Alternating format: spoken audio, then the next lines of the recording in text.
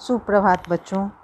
आज हम लोग हिंदी में द्वितीय पाठ का अध्ययन करेंगे जिसका शीर्षक है छोटा जादूगर और इस कहानी के रचनाकार हैं जयशंकर प्रसाद।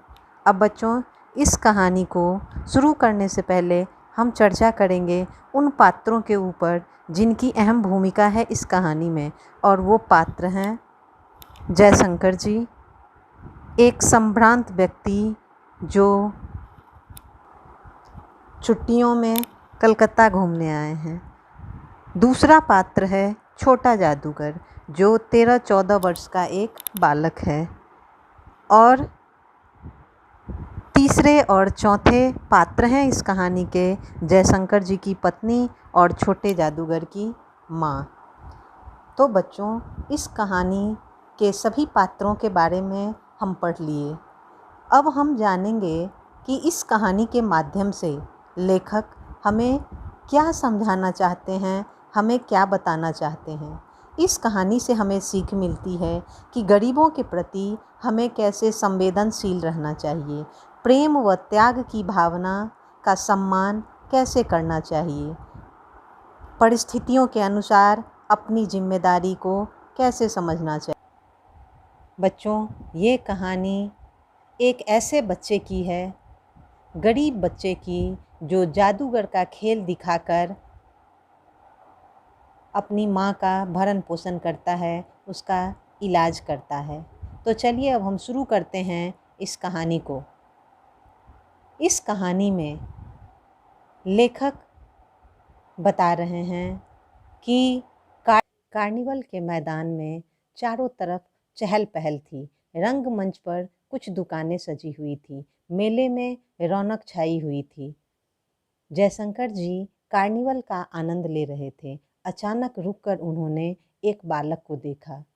वह बालक शरबत पीने वाले लोगों को एकटक देख रहा था। कवि ने जब उस बालक को देखा तो उन्होंने देखा कि एक फटा कुर्ता पहना हुआ था और गले में मोटी सूत की रस्सी पड़ी थी तथा जेब में ताश के कुछ पत्ते थे। जयशंकर जी ने उसके पास जाते हुए कहा कि क्यों जी, तुमने मेले में क्या देखा?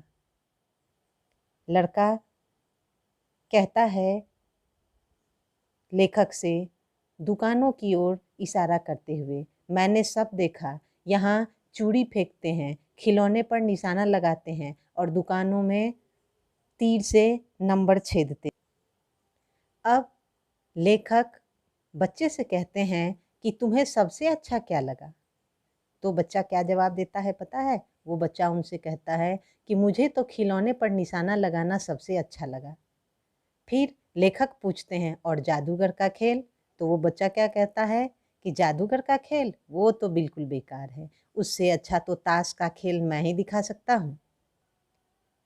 फिर लेखक उससे पूछते हैं कि पर्दे के पीछे क्या दिखा रहा है, क्या तुमने उसे देखा? लड़का कहता है नहीं, मैंने नहीं देखा, क्योंकि वहाँ जाने के लिए टिकट लगता है, मैं कैसे देखता। बच्चों, क्या आपको पता है लड़के ने ऐसा क्यों कहा? उसने ऐसा इसलिए कहा क्योंकि वो एक गरीब बच्चा था, गरीब घर का बच्चा था। उसके मम्मी पापा के पास पैसे नहीं थे। वो बच्चा इसलिए कह नहीं गया वहाँ क्योंकि वहाँ जाने के लिए, पर्दे के पीछे देखने के लिए, जो शो हो रहा था उसको देखने के लिए वहाँ पैसे लगते थे, इसलिए वो बच्चा वहाँ नहीं गया था। बट इस बात का उसे कोई मलाल नहीं था कि वो वहाँ नहीं गया। वो लेखक से कहता है कि वहाँ टिकट लगते हैं इसीलिए मैं नहीं गया। फिर लेखक उससे कहते हैं तो चलो मैं तुम्हें ले चलता हूँ, आज मेले में तुम ही मेरा साथ दो। लेखक के इतना कहने पर वो लड़का वहाँ जाकर क्या करिएगा, चलिए कहीं निशाना लगाया जाए। कवि से कहता है कि आप वहाँ जाकर के क्या करिएगा, चलिए कहीं हम निशाना लगाते हैं। फिर लेखक उससे कहते हैं तो फिर चलो पहले शरबत पीते हैं। लड़का सिर को हिलाते हुए कहता है ठीक है चलिए। लेखक फिर उस बच्चे से कहते हैं कि तुम्हारे घर में और कौन है? जब लेखक ने उससे पूछा कि तुम्हारे घर में और कौन है, तो लड़का कहता है माँ और बाबूजी। फिर लेखक उससे पूछते हैं कि उन्होंने तुम्हें अकेले मेले में आने के लिए मना नहीं किया? तो वो बच्चा कहता है कि बाबूजी तो जेल में हैं। फिर लेखक उससे पूछते हैं कि क्यों? तो लड़का कहता है गर्व से कि अपने देश की आज़ादी के लिए लड़ रहे थे। फिर लेखक कहते हैं और तुम्हारी माँ? तो वो लड़का कहता है कि वह बीमार है। लेखक आश्चर्य से चकित हो जाते हैं और वो आश्चर्य से पूछते हैं और तुम यहाँ तमाशा देख रहे हो? तो लड़का कहता है तिरस्कार से हंसते हुए, तमाशा देखने नहीं दिखाने निकला हूँ। कुछ पैसे कमा लूँगा तो माँ को पथ्य दूंगा। बजाय शरबत पिलाने के आपने भी मेरा खेल देखकर कुछ पैसे दे दिए होते तो मैं अधिक प्रसन्न होता। लेखक उस बच्चे को आश्चर्यचकित होकर देखते रह जाते हैं। फिर लड़का कहता है हाँ मैं सच कहता हूँ बाबूजी, अगर मेरी माँ बीमार न होती तो मैं भी चला गया होता। तो लेखक उससे पूछते हैं कि कहाँ? तो वो बच्चा कहता है कि जेल में। तो पर मैंने सोचा कि क्यों न खेल तमाशा दिखाकर कुछ पैसे कमा लूँ और उससे अपनी माँ का इलाज कराऊँ और उसका पेट भी भरूँ। फिर लेखक उस बच्चे से कहते हैं कि अच्छा चलो निशाना लगाने चलते हैं।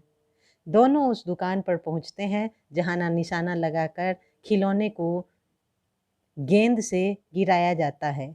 अब लेखक कहते हैं कि जी 12 टिकट खरीद लेते हैं और लड़का एक एक करके 12 खिलौने जीत जाता है। उसका एक भी निशाना खाली नहीं जाता। सभी आश्चर्य से देखते रह जाते हैं। लड़का इतना बड़ा निशानेबाज था कि जैसे ही लेखक ने टिकट खरीदे उसने उस टिकट से सारे खिलौने जीत लिए। अब लड़का क्या करता है पता है? खिलौना समेट लेता है।